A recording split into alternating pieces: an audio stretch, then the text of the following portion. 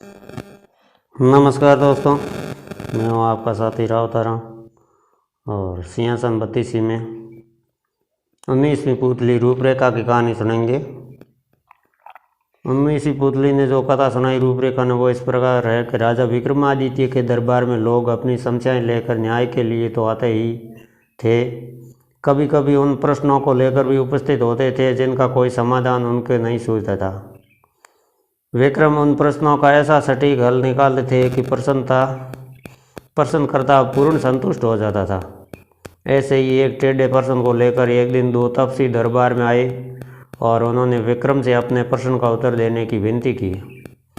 उनमें से एक का मानना था कि मनुष्य का मन ही उसके सारे क्रियाकलाप पर नियंत्रण रखता है और मनुष्य कभी भी अपने मन के विरुद्ध कुछ भी नहीं कर सकता।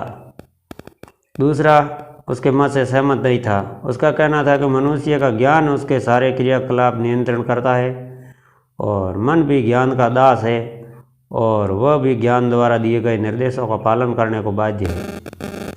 राजा विक्रमादित्य ने उसके विवाद के विषय में गौर से सुना पर तुरंत उन विषय पर अपना कोई निर्णय नहीं दे पाए। उन्होंने उन दोनों तपस्वियों को कुछ समय बाद आने को कहा। जब वे चले गए तो विक्रम उनके प्रश्न के बारे में सोचने लगे, जो सचमुच ही बहुत टेढ़ा था। उन्होंने एक पल सोचा कि मनुष्य का मन सचमुच बहुत चंचल होता है और उसके वशीभूत होकर मनुष्य सांसारिक वासना के अधीन हो जाता है। मगर दूसरे ही पल उन्हें ज्ञान की याद आई। उन्हें लगा कि ज्ञान सचमुच मनुष्य को मन का कहा करने से विचार करने कहता है और किसी भी निर्णय के लिए प्रेरित करता है। विक्रम ऐसे उलझे सवालों का जवाब सामान्य लोगों की जिंदगी में खोजते थे, इसलिए वे साधारण नागरिक का वेश बदलकर अपने राज्य से निकल पड़े। उन्हें कई दिनों तक ऐसी कोई बात देखने को नहीं मिली जो प्रश्न को हल करने में सहायता करती। एक दिन उनकी नज़र एक ऐसे नौजवान पर पड़ी जिसके कपड़ों और भावों में उसकी विपन्नता झलकती थी। वह एक पेड़ के नीचे थक कर आराम कर रहा था। बगल में ही एक बैलगाड़ी खड़ी थी जिसकी वह कोसवानी करता था। राजा ने उसके निकट जाकर देखा तो उसकी एक झलक में ही पहचान गई। वह उनके अभिन्न मित्र सेठ गोपाल दास का छोटा बेटा था। सेठ गोपाल दास बहुत बड़े व्यापारी थे और उन्होंने व्यापार से बहुत धन कमाया था। उनके बेटे की ये दुर्दशा देखकर उनकी जिज्ञासा बढ़ गई। उसकी बदहाली का कारण जानने को उत्सुक हो गए। उन्होंने उससे पूछा कि उसकी यह दशा कैसे हुई, जबकि मरते समय गोपाल दास ने अपना सारा धन और व्यापार अपने दोनों पुत्रों में समान रूप से बांट कर दिया था। एक हिस्से का धन इतना था कि 2 पुश्तों तक आराम से जिंदगी गुजारी जा सकती थी।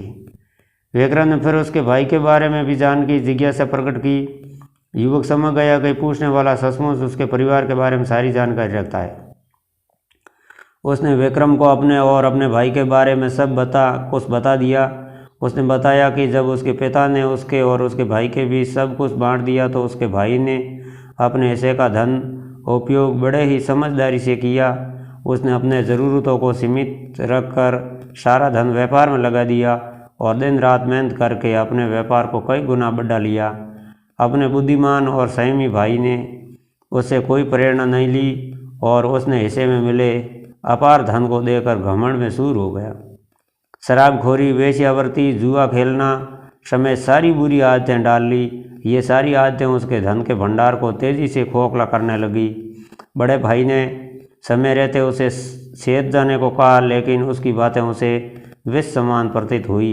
ये बुरी आदतें उसे बहुत तेजी से बर्बादी की तरफ ले गई और 1 वर्ष के अंदर वह कंगाल हो गया। वह अपने नगर के एक संपन्न और प्रतिष्ठित सेठ का पुत्र था, इसलिए उसकी बदहाली का सब उपवास करने लगे। इधर भूखों मरने की नौबत, उधर शर्म से मुंह छुपाने की जगह नहीं। उसका जीना दूभर हो गया। अपने नगर में मजदूर की हैसियत से गुजारा करना उसे असंभव लगा तो वो वहाँ से दूर चला आया। मेहनत मजदूरी करके अब अपना पेट भरता है तथा अपने भविष्य के लिए भी सब कुछ करने की सोचता है। धन जब उसके पास प्रचुर मात्रा में था तो मन की चंचलता पर वह अंकुश नहीं लगा सका। धन बर्बाद हो जाने पर उसे सुध-बुद्धि आई और ठोकरें खाने के बाद अपनी भूल का एहसास हुआ। जब राजा ने पूछा क्या वह धन आने पर फिर से मन का कहा करेगा? तो उसने कहा कि ज़माने की ठोकरों ने उसे अच्छा ज्ञान दे दिया है और वह अब उस ज्ञान के बल पर ही अपने मन को वश में रख सकता है। विक्रम ने तब जाकर उसे अपना असली परिचय दिया तथा उसे कई स्वर्ण मुद्राएं देकर होशियारी से व्यापार करने की सलाह दी। उन्होंने उसे भरोसा दिलाया कि लगनशीलता उसे फिर पहले वाली समृद्धि वापस दिला देगी। उसे विदा लेकर वे अपने महल लौट आए, क्योंकि अब उसके पास उन तपस्वियों के विवाद का समाधान था। कुछ समय बाद उनके दरबार में वे दोनों तपस्वी समाधान की इच्छा के लिए हाजिर हुए। विक्रम ने उन्हें कहा कि मनुष्य के शरीर पर उसका मन बार बार नियंत्रण करने की चेष्टा करता है, पर ज्ञान के बल पर विवेकशील मनुष्य मन को अपने पर हावी होने से नहीं होने देता है और मन ज्ञान में अन्योन्याश्रय संबंध है तथा दोनों का अपना अपना महत्व है। जो पूरी तरह अपने मन के वश में हो जाता है उसका सर्वनाश अवश्य भावी है। मन अगर रथ है तो ज्ञान सारथी है, बिना सारथी रथ अधूरा है। उन्होंने सेठ पुत्र के साथ जो कुछ घटा था उन्हें विस्तारपूर्वक बताया तो उनके मन में कोई संशय नहीं रहा। उन तपस्वियों ने अपने एक चमत्कारी खड़िया दिया, जैसे बनाई गई तस्वीरें रात में सजीव हो सकती थी और उनका वार्तालाप भी सुना जा सकता था। विक्रम ने कुछ तस्वीरें बनाकर खड़िया की सत्यता जानने की कोशिश की तो सचमुच खड़िया में वह गुण था।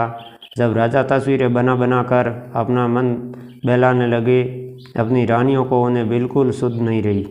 जब रानियां कई दिनों के बाद उसके पास आई तो राजा को खड़िया से चित्र बनाते हुए देखा।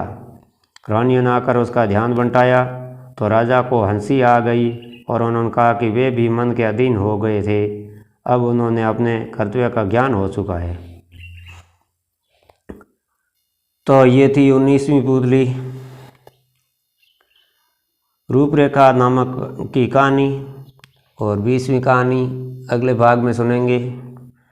तब तक आप बने रहिए मेरे चैनल पर, और अगर मेरे चैनल पर नए हैं तो मेरे चैनल की सदस्यता लेकर घंटी का बटन दबा दीजिए। आने वाले वीडियो की नोटिफिकेशन आपको सबसे पहले मिलेगी। मिलते हैं एक नए वीडियो में, तब तक के लिए राम राम, नमस्कार।